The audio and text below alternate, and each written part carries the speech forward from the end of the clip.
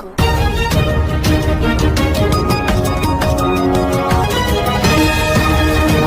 PTN news کے ناظرین السلام علیکم ناظرین، آئیے بات کرتے ہیں مقبوضہ کشمیر کی دھماکہ خیز صورتحال۔ جنوبی ایشیا کا شیطان بھارت کشمیر کو ہڑپ کر گیا۔ امریکہ عالمی شیطان ہے اور بھارت جنوبی ایشیا کا شیطان۔ جس طرح امریکہ اچانک فلسطین، عراق، شمالی کوریا اور ایران کی صورتحال کو دھماکہ خیز بنا دیتا ہے، اسی طرح بھارت نے اچانک مقبوضہ کشمیر کی صورتحال کو دھماکہ خیز بنا دیا ہے۔ اسی دھماکہ خیزی سے پہلے بھارت نے مقبوضہ کشمیر میں امرت ناتھ یاترا پر گئے ہوئے یاتریوں کو پیغام دیا کہ وہ یاترا یا مقدس سفر ختم کر دے۔ بھارت نے مقبوضہ کشمیر میں مزید 28,000 فوجی تعینات کرنے کا اعلان کر دیا ہے۔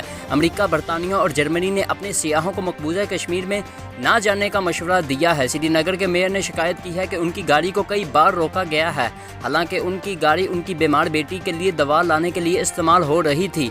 بھارت کی معروف صحافی بھرکا دت نے مقبوضہ کشمیر کی صورتحال کو بحرانی قرار دیا ہے۔ اس صورتحال نے مقبوضہ کشمیر کے عوام میں شدید خوف و ہراس پیدا کر دیا ہے۔ لوگ غذا اور پٹرول کا ذخیرہ کرنے میں مصروف ہو گئے ہیں۔ دوسری جانب بھارت نے جنیوا کنونشن کی خلاف ورزی کرتے ہوئے کشمیریوں پر کلسٹر بم پھینکنے شروع کر دیے ہیں۔ وادی نیلم میں کلسٹر بمبوں کے حملے سے ایک بچے سمیت 2 افراد شہید اور 11 زخمی ہو گئے ہیں۔ اطلاعات کے مطابق مقبوضہ کشمیر میں پاکستانی سرحد کے ساتھ بھارتی فوجوں کی غیر معمولی نقل و حرکت دیکھی گئی ہے، چنانچہ پاک فضائیہ اور بڑی فوج کو کسی بھی صورتحال سے نمٹنے کے لیے تیار رہنے کے امکانات جاری کر دیے گئے ہیں۔ بھارت کی تاریخ کا یہ عجیب پہلو ہے کہ بھارت پر مسلمانوں نے 1000 سال تک شان سے حکومت کی اور ہندو مسلم سلطنت کا کچھ نہ بگاڑ سکے۔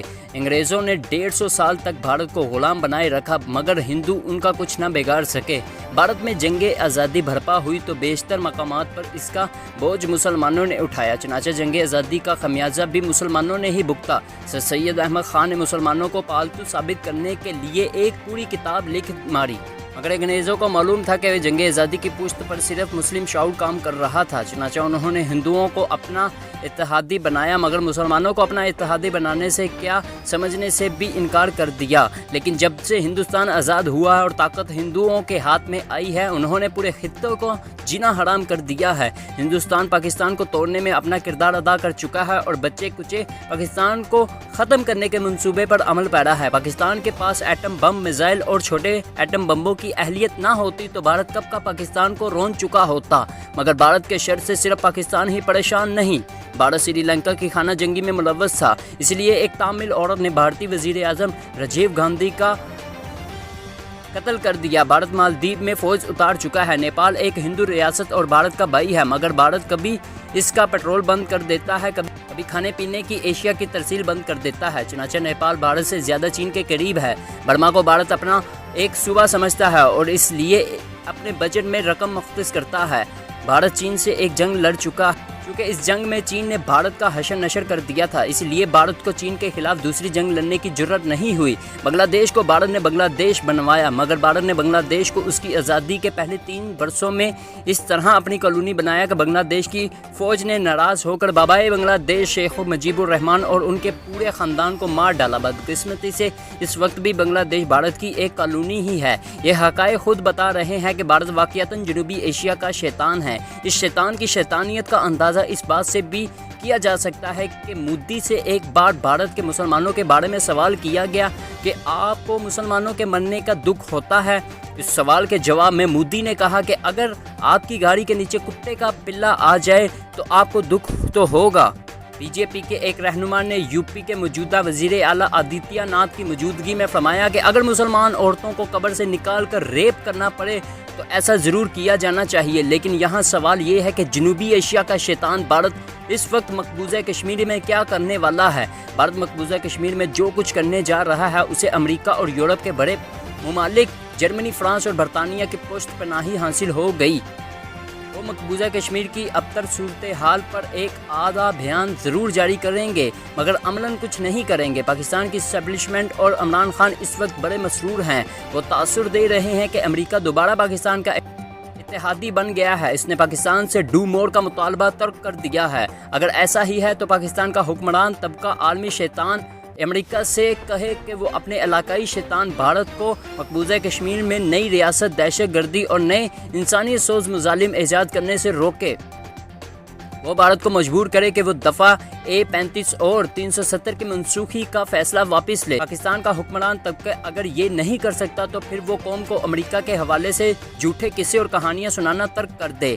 हकीकत ये है कि अमेरिका की नीयत पाकिस्तान के साथ सिर्फ मताह करने की है, निकाह करने की नहीं। ये पाकिस्तान और अमेरिका के ताल्लुकात के हवाले से इतनी बुनियादी बात है कि जिसका इस बात का शऊर नहीं, उसे पाक अमेरिका ताल्लुकात पर गुफ्तगू से बिला जबर रोक देना चाहिए।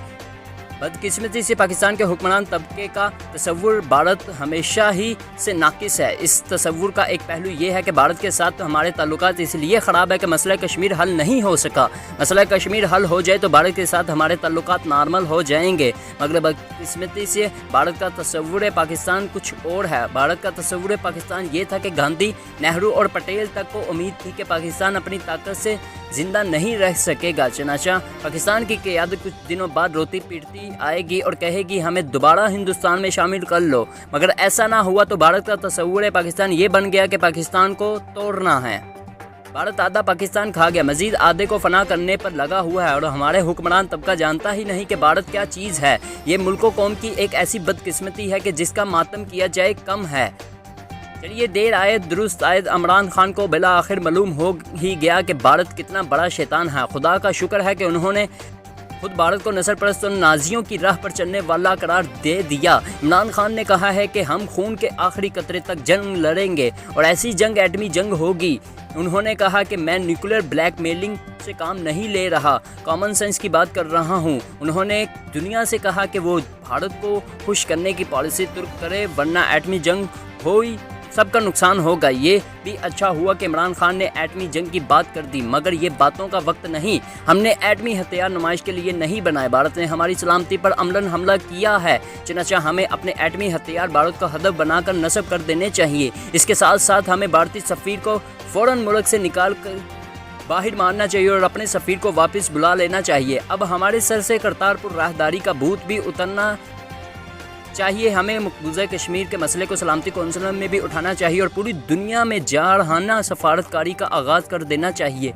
इमरान खान ने अपनी तकरीर में कायद-ए-आज़म और दो कौमी नज़रिए को भी याद किया है। ये तारीख़ का जबर है या कुछ और। अब दो कौमी नज़रिए और कायद-ए-आज़म की अज़मत की गवाही महबूबा मुफ्ती ने भी दी है। उन्होंने कहा कि कायद-ए-आज़म और उनका दो कौमी नज़रिया दुरुस्त था और हमने 1947 में भारत के साथ अलहाक करके गलती की। दो कौमी नज़रिया इस्लाम के सिवा कुछ नहीं, मगर इस्लाम अपनी अज़मत के इजहार के लिए कुर्बानी भी तलब करता है। क्या पाकिस्तानी हुक्मरान कुर्बानी के लिए तैयार हैं? नाजरीन, आप मसले कश्मीर पर क्या कहते हैं? कमेंट बॉक्स में अपने ख्यालात का लाजमी इजहार कीजिए। दोस्तों, हमारे चैनल को सब्सक्राइब कर दें ताकि हमारी आने वाली वीडियोस बर वक्त आप तक पहुंचती रहें।